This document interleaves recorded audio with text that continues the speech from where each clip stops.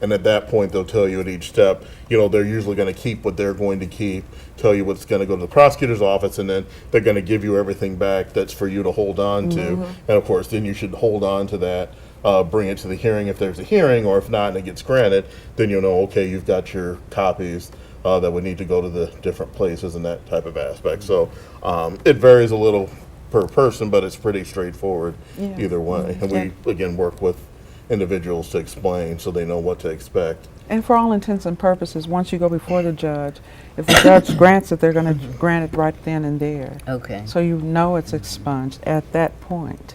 The issue becomes how long it takes the agencies that you're mailing this stuff out to get it out of their system. And like Marcus said, you don't want to go check 2 days later or even a month later. Right. Give it some time. We always say at least 3 months, before. And then you just go run your own background check, or go to the police department or somewhere that they'll run an intensive one, like they would if you were doing it for the state. Okay. And see what's out there. By then it should be clear. All right. So, intake specialist, what kind of cases are you required to turn away? What things are not expungible? We don't expunge serious injuries. Any type homicide, murder. Excuse me, I just need a little clarification. When you said we, is it something that you don't deal with or that the courts don't? We don't. And the law. And the law. Okay, Right. okay. That's, Okay. And And there's actually a piece of paper we give to our clients so that they have a full description Of what is and what is. Okay, so I'm sorry, but go back That's to any type of crimes against children, molestation and things like that. No vehicular homicides, and things of that nature. Those are not But expungible. a lot of them are old drug cases. And possession, marijuana, cocaine. There's some battery, domestic violence. These are expungible ones. Yeah, So these she are switched the expungible. conversation. Yeah, I did. Switched it She switched midstream. These switched are midstream. expungible. Okay. So when Yeah. I'm sorry. Go ahead. No, it's okay. When she switched over from crimes of what we call crimes of person, Okay. murder, rape, Yeah. and I did say we're not going to interrupt. And I'm so sorry, But Karen. that's okay because know. I was following in my mind, but she looked puzzled. Yeah. Yeah. So she switched over. I switched Okay. over. Yeah. Okay. And so we handle everything except murder and crimes against children, homicides, things like that. We don't do. Okay. Yeah, And Marcus can explain. under the law, we'll expunge anything that you're allowed to get expunged under the law. We don't Right. put any extra filter on that. Generally speaking, the law, any murder, homicide, anything where someone lost their life or an attempt, loss of life is not expungible under the law. And anything where you would have to go on the sex offender registry would be the biggest criteria. So there are some things that may be crime, maybe sexual nature, but you didn't have to go on Megan's list of sex offender registry. Under the law, generally those are expungible. But it's basically going to be your sex offenses or your homicides. There are a couple other really narrow things. If you're a public official, a politician, and you're convicted of perjury, you can't get that expunged. You can't. But that's, I don't know how often that would come up, but it's pretty much, murder, Right. homicide, and attempts, and then the sex crimes. So what about now? We know that the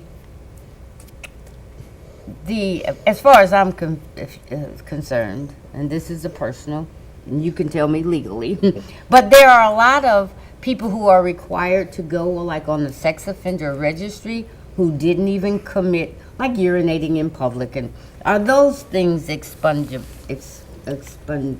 Well, for the most part, the sex offender registry, it kind of depends on, because not everything on the sex offender registry is lifetime. Sometimes you're only on there for 5 years. Okay. Sometimes you're only out there for 10 years. Oh, okay. So it does that's depend a on clarification, what the yes. conviction was for. But if it's something that was on but then comes back off, usually once that person comes back off, it would then be something that could be expungable. Because Okay. usually the only things that are never expungable are things where you're going to be on that lifetime, generally speaking. Okay. But we also would say with anyone, if you're not sure, come in, we can always look at the record and tell you. And that's just because the reality is people, what you're arrested for on the day by the police, by the time that, the prosecutor looks at it, they charge you with something slightly different. You go to court, you plea bargain, and you plead guilty to something that's different, a third different offense.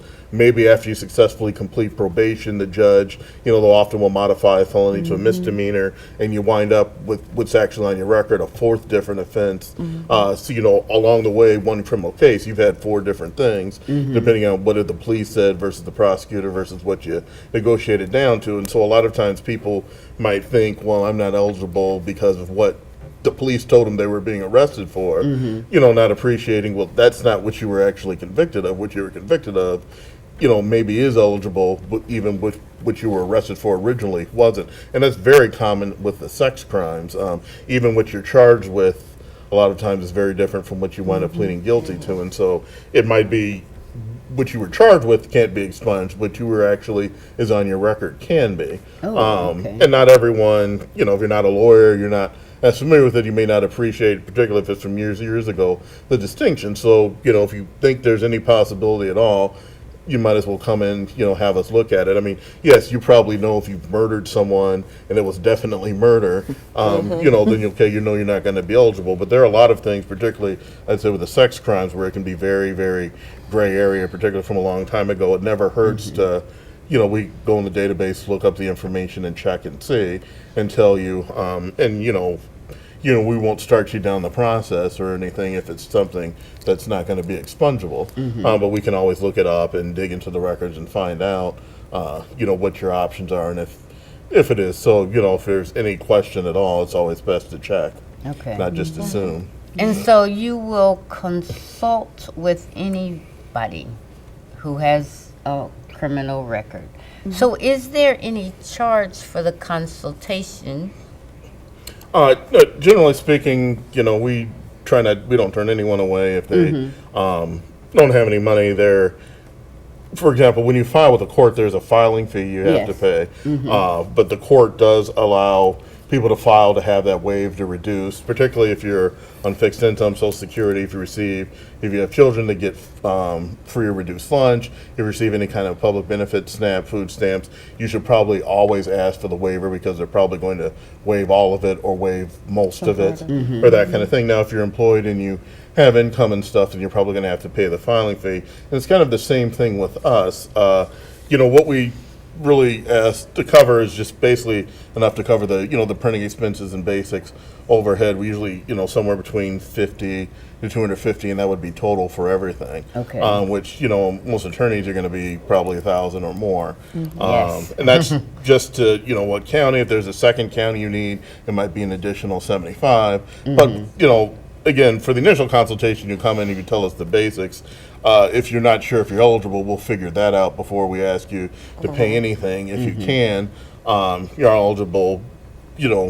If you truly don't have anything, we'll work with you because we don't turn away anyone that truly doesn't have any money. If you have money or you have income, it might be like $50 to start. I mean, something that relatively modest that people could get or could have, and then we'll again, but it'll be flexible depending on what your capabilities are. So if I've been unable to get a job because of my felony conviction, can I sign a promissory note with you that when I get that job, once my record... And we don't even require that. We just say to you, when you are blessed, then remember that we are a teaching, working group, and we are asking you to, if you can, do what you can when you can. Absolutely. Yeah. And I do want to stress also that as I've mentioned that there's a teaching component to this, a teaching learning side. Marcus and I work together and we've created a class through a service learning course that our students are learning how to, they're learning about civic engagement and being a part of the community and contributing back to the community through a course that we offer at Ivy Tech. So there's a component of this that there's a teaching education side, and then there's also the civic engagement side, so that the students are working with and contributing, in very positive ways to changing the lives of individuals that live in our community. And so I just wanted to put that out there, and then to also say that we do hold everyone. There is this level of confidentiality. Yes. So that records aren't shared, individuals' information is not shared, and there are some confidentiality statements and all that are involved. And we have our counsel with us. So hold you legally responsible. Yeah. So I just want individuals to know that in working with us, we are very confident about the work that we're doing, and we don't mislead anyone. If we can't help you, then we will not tell you we will. Right. Because if we can't, we can't, and we're clear about that. So now the best part of this whole thing: how do people contact you? How do people become a part of, get involved, whether as a student, whether as somebody in need of an expungement? Or to volunteer. Or to volunteer, absolutely. So, is this the 404-9252? Is that the? No. Nope. Well, y'all bet It's y'all. 876. Okay. Okay, The let's person let's good with numbers. Yeah, and let's give a couple of numbers. Marcus, do you mind if we give your campus number? Because You mine can is not give going to my be number. good anymore. And then we'll give our current number at 2 addresses: the campus address and then also the Broadway address until we move. Okay. Okay. Yeah, and my number is 574-289-7001. That's the Ivy Tech South Bend campus number, and my extension is 6373. You can certainly leave a voicemail. That goes to my phone, goes to my email, and that type of aspect. Another good way to contact me is my email address, which is mellison12. That's MELLISON12 at ivytech.edu.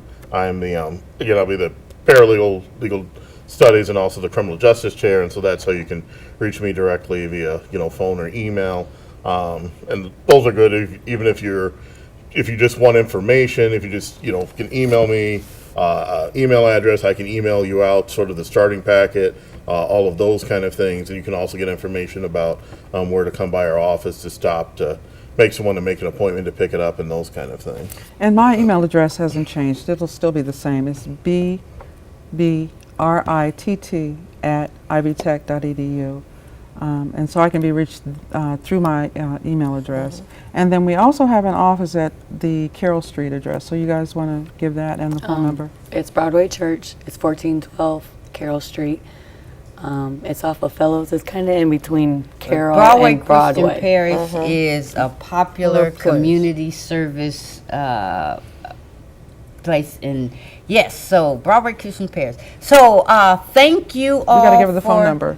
joining us. phone And the number. phone number is, 876 8149. 574-876-8149 at Broadway Christian Parish. Yeah. So thank you, guests, for joining me, Sure. for Thanks for enlightening having the us. community, for having this wonderful personal mission of trying to correct a social injustice. And anybody, please, who is in need of this service, utilize it. Thank you. Thank See you, you Deborah, next for time. having Thank you. us. Absolutely. Up every morning.